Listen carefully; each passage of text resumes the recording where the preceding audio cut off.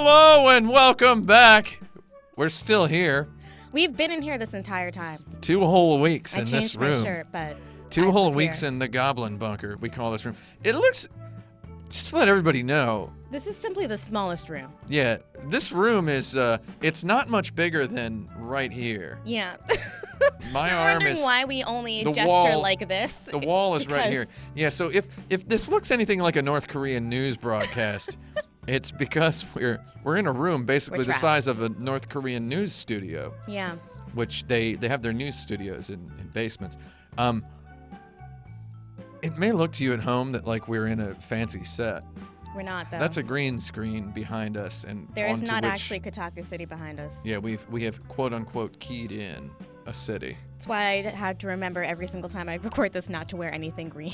Yeah, you can't wear green. I did that once, and I forgot about or the anything fact that reflective, because then it reflects the green. Yeah. If you get the green reflections in your glasses, then when I key it, you can see a little sliver of the city through it. Yeah, it's a little post-production because the reflection fact. pops in there.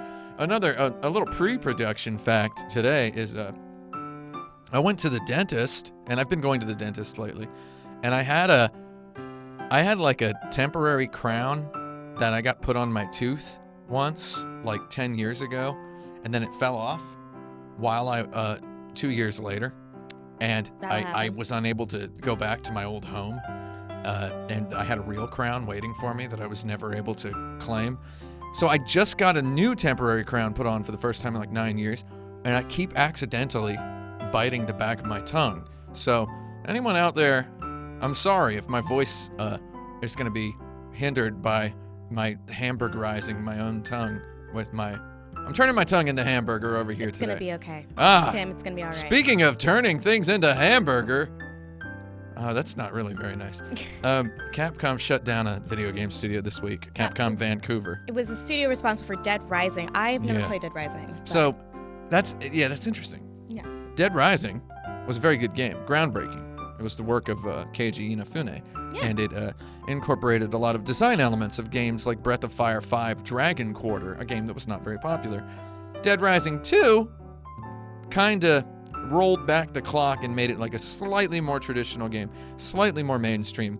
And I think the series stopped being like super newsworthy at that point. Yeah, the sense that I got when the first Dead Rising came out, I probably broke at the time, hence not playing it, was that this game was totally awesome. It was blowing people's minds. It was popular enough that the main character from Dead Rising ended up in Marvel vs. Capcom. Yeah. And, the main character from Dead Rising, Frank West, is he's out of control.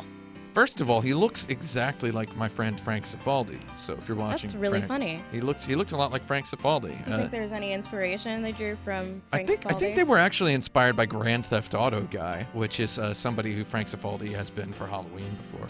So he just looks like Grand Theft Auto 3 guy, the Frank Cifaldi. Frank West. He's a journalist.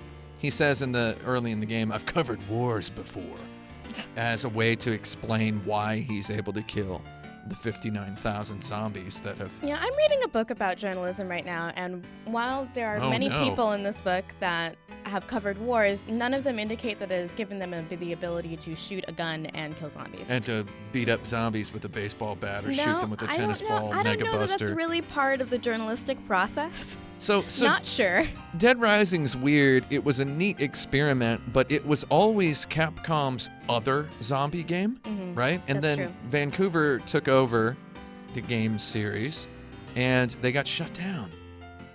Yeah, so, I mean, it's a real shame. I think it was whatever happened. I'm sure that the lovely people of Capcom Vancouver are very talented, and they're all... I'm sure it has nothing to do with anyone's technical ability and everything to do with management, because I don't think that series had a profile of something that was like super, it was the other zombie game by Capcom. The reputation of that series just definitely flagged after a couple of games. Like they couldn't retain the audience there. And I think there is just generally people experiencing zombie fatigue. Yeah, that as well. So while Dead Rising may rise no more, I would say that the people who worked at Capcom Vancouver's their careers are gonna rise again. I hope so. They're I gonna hope rise so. You again. know, I always feel. The DNA of those games will survive I somewhere. always feel so sad when studios shut down. Yeah, it's because terrible. It's There's not a lot of these jobs, and they tend to be really grueling. So Yeah. it's hard, and because there aren't any unions for video game workers, you'd see they don't get the kind of protections that say we were both unionized that we would get if we had to leave the company. Yeah. And that's really sad. It's really frustrating, and it makes my heart goes out to these people, and I hope that they all land on their feet. At the very least, if it's a studio that shut down, if you were like the worst person on the team, you can still get another job because you can be like, it wasn't my fault. That's true. Even though maybe it was. It might have been, though. It might have been. Also, Capcom did another dumb thing this week, didn't What they? did they? The Devil May Cry music video with some guy who was a controversial guy that they claimed to not know he was controversial, and then they pulled the thing. Come on, guys. awkward. Google people That's awkward. before you hire them, Yikes. right? Oh my God. It's Yes. red and it's dead. But is it redemption? Is it redeemed? It's no. So we're talking about Red Dead Redemption, not the Raid Redemption. 2. The Red Dead Redemption 2, not the Raid Redemption or the Raid 2. No, neither of those games. Steven Totillo, If my only boss. the Raid 2 and your was- boss. No, not my boss. He's a. That's right, and you don't have any bosses. I don't have a boss. You can't. I can't let someone. I'm too old at this point in my life to nominate someone as my boss. You're soon to enter the 4th decade of your life. He's a guy's. I'm in the 4th decade. You're in the 4th decade already? Your 30s is the 4th decade. That is true. I'm about to enter the 5th decade. So yeah. while Steven Totillo, I can't call someone my boss. I will say he's a person whose opinion I respect. That's true. I respect his opinion as well. So I really respect Steven Totillo. I think he's a great dude. he's played Red Dead Redemption 2. That's why I respect him so much. He's the guy. He has a master's in journalism. Is that true? Yeah, he does, I From think. Columbia University. know. Is that true? What a nerd. However, that don't mean nothing next to his most recent qualification, which is that he has played Red Dead Redemption 2. Not only everybody else has just seen previews. He's right? got his hands on it. That's worth like 3 degrees from Columbia. Honestly, Having true. played that He game. should go back to Columbia and ask for his other 2 degrees. That's now. worth 2 PhDs, which, as everyone knows, is worth 3 masters each. So did you take a look at what he talked about? in Oh this yeah, game? yeah. He talked about how it's got lots and lots of tiny atmospheric details, like horse droppings Horse and droppings. flies swarming around them, and people talking in the street, having conversations that are more than single tiny phraselets and snippets like they do in Grand Welcome, Theft Auto. traveler. Yeah, None of those. And like in Grand Theft Auto, they have these really funny conversations where people that will just say like, you know, this happens in real life. You'll walk by people and you'll hear like 3 words of a conversation. You know, like I told him I was gonna hit him. Yeah. You know, something like that. My favorite vine, one of my favorite vines of all time, is the vine where someone's recording someone walking down the street, talking on the phone. She goes, "But they were roommates," and he turns the camera to himself and goes, "Wow, they were roommates." Yeah, that's good. That's really good. That's really good. It's really good. Yeah. That's what NPCs are usually like in Grand Theft Auto, and if real life is any testament, that is the proper behavior of a NPC that you pass by. So maybe these more fleshed out conversations in Red Dead Redemption 2 are slightly untrue to real life. But if I'm in Cowboy Town, I want it to feel like Cowboy Town. I didn't play the first one again because at the time I was broke. Yeah.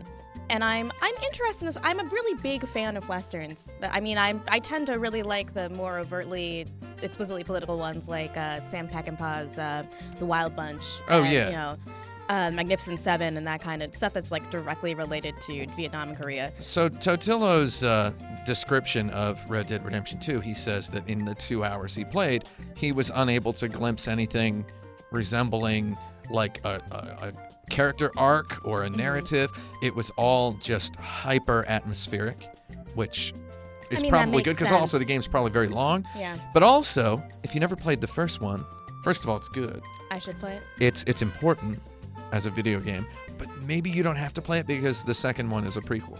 You want to know the first It's 12 years before. question I asked Steven when he asked what I wanted to know? What? Yeah. Do the horses have balls?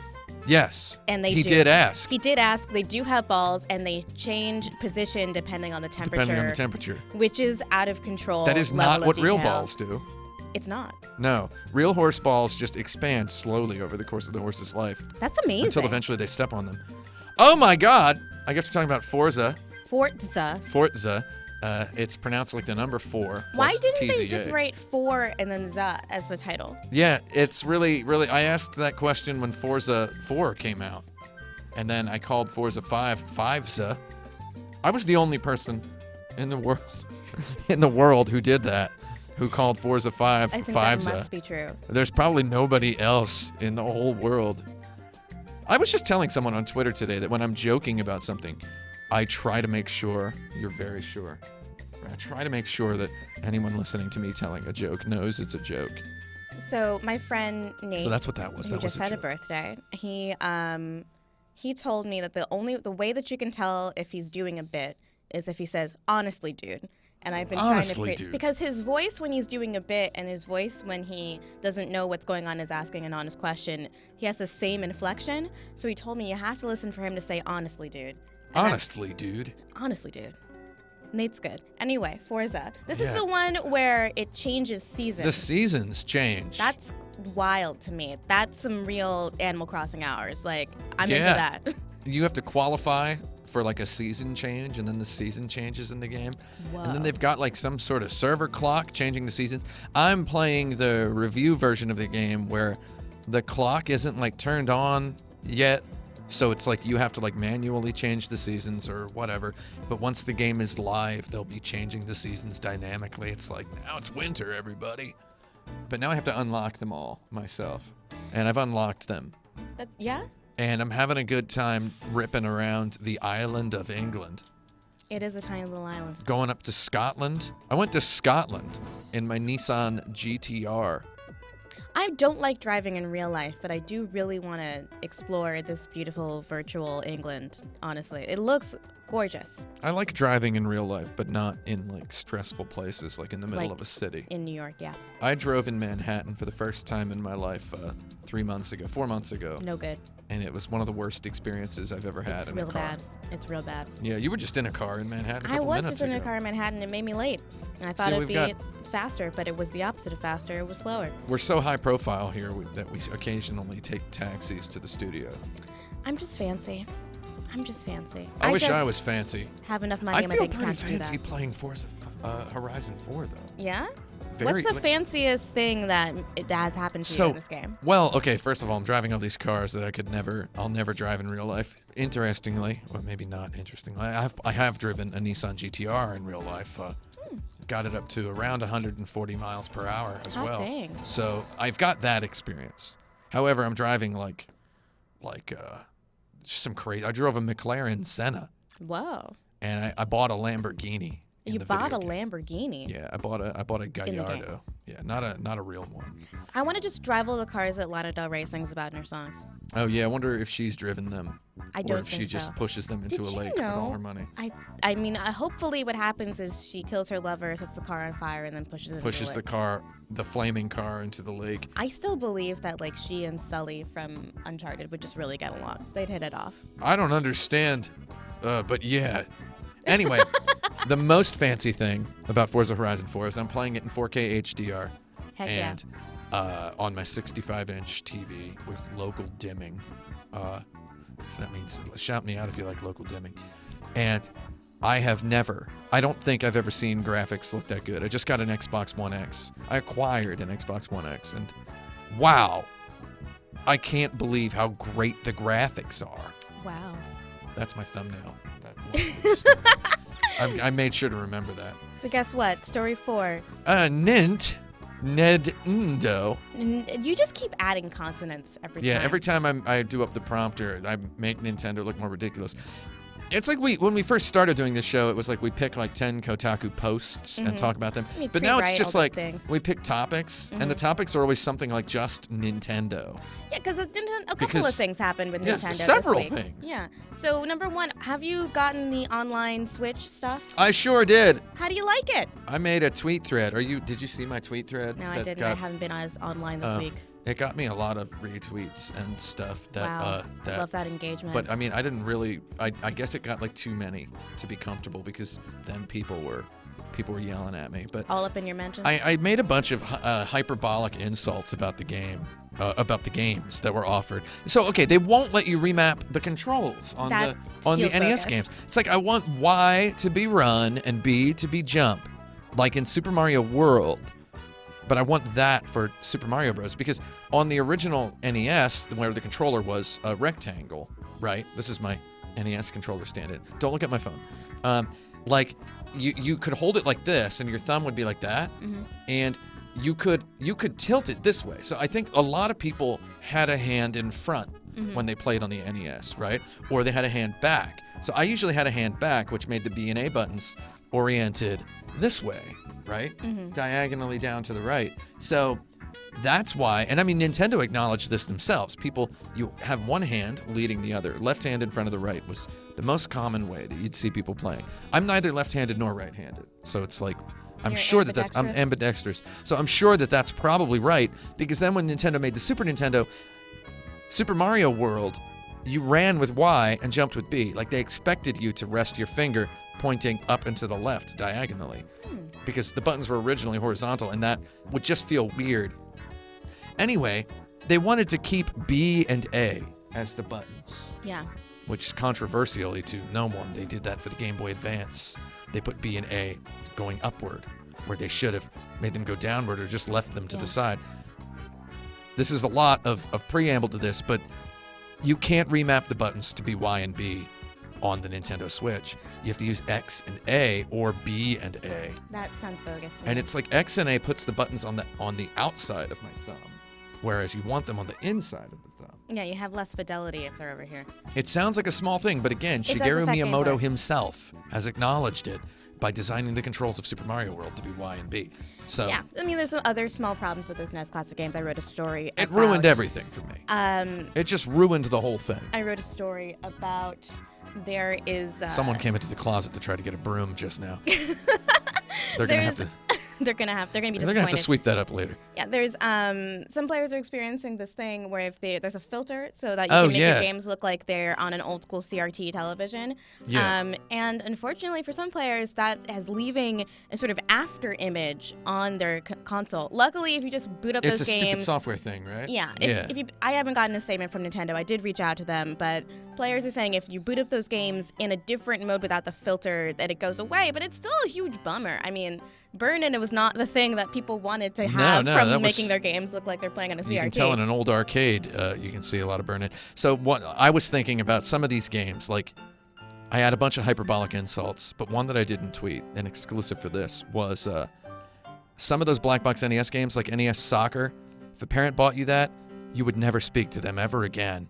And as you matured as a child, you would forget the origin of your hatred, and it would be terrible. You would just think it was something else. Speaking of classic games. Speaking of the big-time classics, Sony is releasing a PS1 classic for $100. $100 god darn Come out in US big December, boy and dollars. I was way more excited for this than I thought I was going to be. Oh yeah. But I played a lot of PlayStation games. I played a lot of PlayStation. If I can be perfectly honest, you're a freak if you don't want this thing. I've seen some people complaining, and I do. Okay, that's maybe. I don't know. Understand. We don't even know what games are on. We don't even know what games are on it. I've mentioned a few that I were excited about. Final Fantasy VII is They going to be on it, they obviously. mentioned a few games, period. Yeah. It's like, that's weird. First of all, Tell me Parappa's going to be on it. put them on. Well, Parappa's on the PS4 and it's in 4K and it's like it's okay. beautiful. It's like Here's super good The looking. thing that I've been seeing people saying, and I totally agree with this, even though I'm definitely going to buy this thing, is that why not make these games available and backwards compatible on the PS4? Yeah, backwards compatibility would be good. I understand that backwards compatibility is probably a lot harder than most people think it is. Oh, it sure is. But you But at if they least can, should remaster these games like they did for Parappa and allow us to just play them now. Backwards compatibility is harder than you think it is, but I mean, backwards compatibility kind of implies that you'd be putting the disc into the system. It's not required if you just have a They can download. make a nice emulator. Yeah. I know they can do it because there's really good PlayStation emulators for PC, and the PlayStation 4 is pretty much a PC. I mean, there's a great So- PlayStation 2 emulator for PC. And there's PlayStation 2 I played Air games. Geese on it. But it's like games like Parappa Yeah. have a loving 3D remaster where it's just beautifully It is remastered gorgeous. and it's widescreen and it's like, It's gorgeous. yeah, so it's like if Parappa's one of the 20 games on that little mini, I'm not gonna be like disappointed, but I'm gonna feel weird about that because it's like, oh, there's already like a fantastically Yeah, Final Fantasy Great 7 is version. on it, and there's obviously there's this like a million, draft in development hell. a million redos of that. So it's like, I mean, there's the Steam version, the PS4 version. It's coming to the Switch. I mean, they're gonna put Final Fantasy 7 on there, so it makes it seem like probably Parappa. Couple of Crash Bandicoots. If you're gonna make a classic console, it really has to have some real deep cut classic games that they have no intention of remastering. Yeah, but I mean, they have not said anything about what games are gonna be on it. Does Nintendo do that with their classics though? They don't. It's all They just don't. obvious stuff. They put Star Fox 2 I mean, that on was the really SNES rad. Classic. That's cool. But how many times have I played my Super Nintendo Classic since I bought it? Maybe I one got or two times. I got some action out of mine. I had a pretty good time with Yeah. it. I mean, my roommates really dug that Donkey Kong was on it, and so was Yeah. Mario Kart, which, that was really cool for them. But it's sort of sitting, These things on my they're entertainment Christmas console. presents. Yeah. That's what they are. They're just like designed to be Christmas presents. I'm Not that still there's gonna anything get wrong it, with that. for sure. I really want to know what those other games are. Yeah. And I really want to know what more games Nintendo is going to put on their Switch because I want PS2 good games on there. Seems premature, but I also when I think about the games that I would most like to have in an adorable toy-sized version of the console, it's the PlayStation 2. 'Cause Yeah. those games are my lifeblood. Those games are where I really began to understand what it was I liked about video games. I would have the problem with the PlayStation 2 is there's so many games. There's so many games. How would you just pick How could you pick like 100? 20 games? Yeah.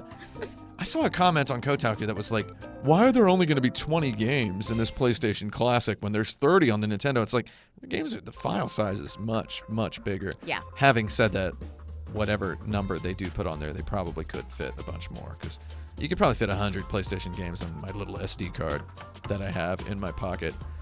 Someone is knocking on the door, They're gonna have to wait, buddy. the Goblin Bunker door, because Buddy. we're actually right here at the end of the show. Yep, here we go. Here's our outro.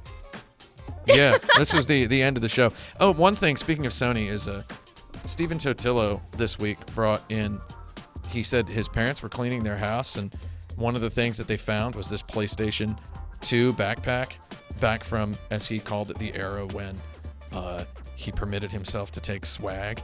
And it's actually somewhat robustly made. It's got this It's kinda dope. this nice pleather leatherette thing on here. I really, really wanted it, but I A let him pleather have it. leatherette. Yeah, well, the 'Cause reason it's so cool. I used to have one of these when I worked at Sony in Japan. I found one of these backpacks and I was like, can I have this? It was like in this closet room and it had like a million old garbage things just dumped in there. And I was like, can I have this? And they were like, yeah. And then I carried it around for a bit and then it was in my house and I ended up losing a lot of my possessions one day. It's And got it was, a lot of pockets. yeah, it's got kind of too many pockets, but I used it for a while. Yeah. I put, just to illustrate, I put my Xbox One Elite controller in there. Nice. Just so it doesn't look like we're being Sony favorites. And I also put my Nintendo Switch in there. So all these things are black. Like, we're just all dressed in black today. I am also dressed in black today. Can we get all of this in the frame? All dressed in black, everything. So that's how fancy that gets. Yeah. It's nice though. It is in terms of video game swag, that is one of the nicest bits of video game swag I've seen. It is. I like the little zipper pull that's the PlayStation logo too. So I've got one more thing today. At E3, I did a video about the new Scuff Vantage controller for the PlayStation 4, and they told me they were going to send me one, and I was going to unbox it on the show, but then I saw that they sent me a box that's this big. Too big. It's too big for me to unbox on the show, so